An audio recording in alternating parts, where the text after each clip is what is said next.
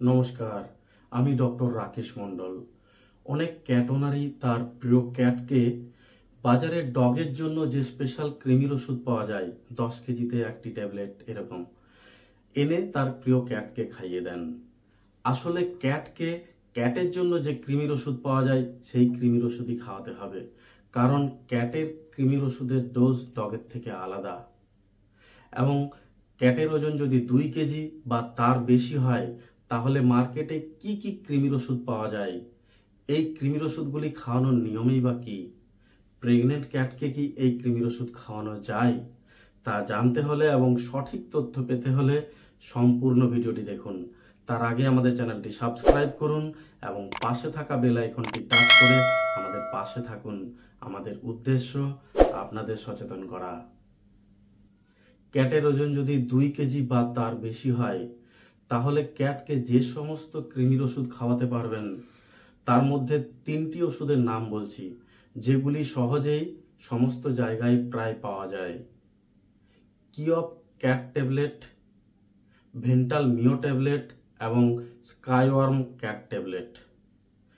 Ventral মিও tablet এবং কিওপ cat ট্যাবলেটে প্রাজিকুইন্টাল এবং পাইরান্টাল pamoate থাকে এবং স্কাইওয়ার্ম ক্যাট ট্যাবলেটে প্রাজিকুইন্টাল এবং পাইরান্টাল অ্যাম্বোনেট থাকে। এই কৃমির ওষুধগুলি ক্যাটের শরীর থেকে রাউন্ড ওয়ার্ম, হুকওয়ার্ম এবং টেপওয়ার্মকে দূর করতে পারে, ফলে ক্যাটের খিদে ঠিক থাকে, অ্যানিমিয়া হয় না, হজম ঠিকঠাক হয়, ফলে ক্যাটের সামগ্রিক স্বাস্থ্যও ঠিক থাকে। কিওপ ক্যাট ট্যাবলেট, ভেন্টাল মিও ট্যাবলেট এবং স্কাইওয়ার্ম ক্যাট ট্যাবলেটের যে কোনো একটি আপনার প্রিয় ক্যাটের ওজন যদি 2 কেজি হয় তাহলে অর্ধেক ট্যাবলেট খাওয়াতে পারবেন, এবং প্রিয় ক্যাটের ওজন যদি 2 কেজি 100 থেকে 4 কেজি পর্যন্ত হয় তাহলে একটি গোটা ট্যাবলেট খাওয়াতে পারবেন, এবং ক্যাটের ওজন যদি 4 কেজি 100 থেকে 6 কেজি পর্যন্ত হয় তাহলে ওই ক্যাটকে 1.5খানা ট্যাবলেট একসাথে খাওয়াবেন।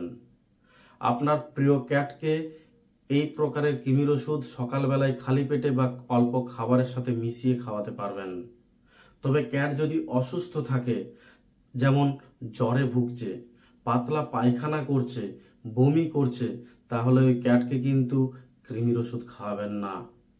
এবং ক্যাটের বয়স যদি 6 মাস বা তার বেশি হয় তাহলে ওই ক্যাটকে 3 মাস অন্তর অন্তর কৃমির ওষুধ খাওয়াতে পারবেন। এছাড়া আপনার ক্যাটের যদি খিদে কম থাকে এবং যদি বমি করে, বমির সাথে কৃমি বের হয়, তাহলে ওই ক্যাটকে কৃমির ওষুধ খাওয়ানোর আগে অবশ্যই নিকটবর্তী পশু হাসপাতালে নিয়ে গিয়ে কোনো রেজিস্টার্ড ভেটেরিনারিয়ানকে দেখিয়ে নেবেন। এবং আপনার প্রিয় ক্যাটকে যদি ওই ক্যাট প্রেগনেন্ট থাকে তাহলে এই প্রকারের কৃমির ওষুধ ওকে খাওয়াবেন না। ওই ফিমেল ক্যাটকে মিটিংয়ের আগে এবং বাচ্চা দেওয়ার 3 সপ্তাহ পরে এই প্রকারের কৃমির ওষুধ খাওয়াতে পারবেন। ভিডিওটি ভালো লেগে থাকলে অবশ্যই লাইক ও কমেন্ট করুন এবং অন্যান্য ক্যাট ওনারদের মধ্যে শেয়ার করতে ভুলবেন না। ধন্যবাদ।